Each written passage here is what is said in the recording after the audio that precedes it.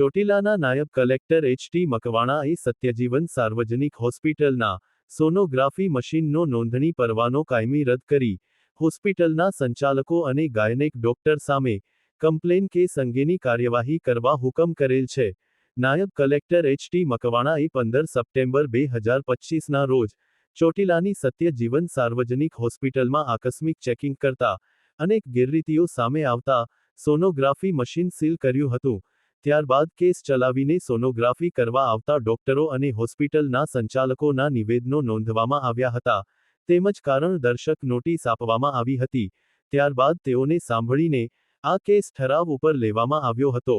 આ કેસના ઝીણવટપૂર્વક અભ્યાસ બાદ સરકારની વખતોવખતની જોગવાઈઓ અને નામદાર હાઈકોર્ટની ગાઈડલાઈનનું પાલન કરેલ ન હોય સત્યજીવન સાર્વજનિક હોસ્પિટલનું સોનોગ્રાફી મશીનનો નોંધણી પરવાનો કાયમી રદ કરવા હુકમ કરવામાં આવ્યો છે.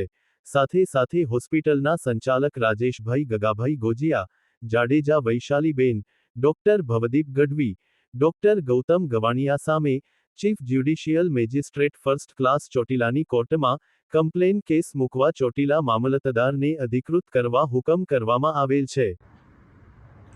ગત તારીખ 15/9/2025ના રોજ અમારી નાયબ કલેક્ટર પ્રાંત ચોટીલાની ટીમ સાથે અમોએ ચોટીલા શહેરની અંદર આવેલ સત્યજીવન સાર્વજનિક હોસ્પિટલ ખાતે કે જ્યાં સોનોગ્રાફી સેન્ટર આવેલું છે ત્યાં આકસ્મિક રીતે દરોડા પાડેલ હતા. પ્રાથમિક દ્રષ્ટિએ PCPNDT એક્ટ એટલે કે pre conception and pre natal diagnostic technique act 1994ની જુદી જુદી જોગવાઈઓનો ભંગ કરેલ તેમજ ફોર્મ Fમાં વિસંગતતાઓ જણાઈ આવતા જે તે વખતે સોનોગ્રાફી મશીન સીલ કરી અને આગળની કાયદેસરની કાર્યવાહી હાથ ધરેલ હતી.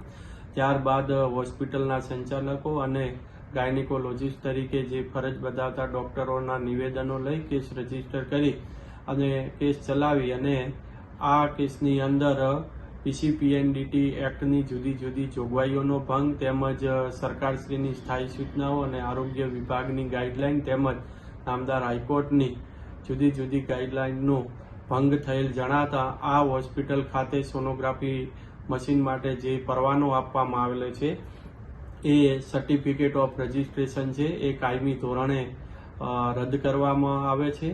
સાથે આ હોસ્પિટલના જે સંચાલક છે તેમજ જે ગાયનેકોલોજીસ્ટ જે ફરજ બજાવતા હતા તેઓની સામે chief judicial magistrate first class એટલે કે JMFCની કોર્ટની અંદર કમ્પ્લેન કેસ મૂકવા માટે મામલતદાર શ્રી ચોટીલાને અધિકૃત કરવામાં આવેલ છે.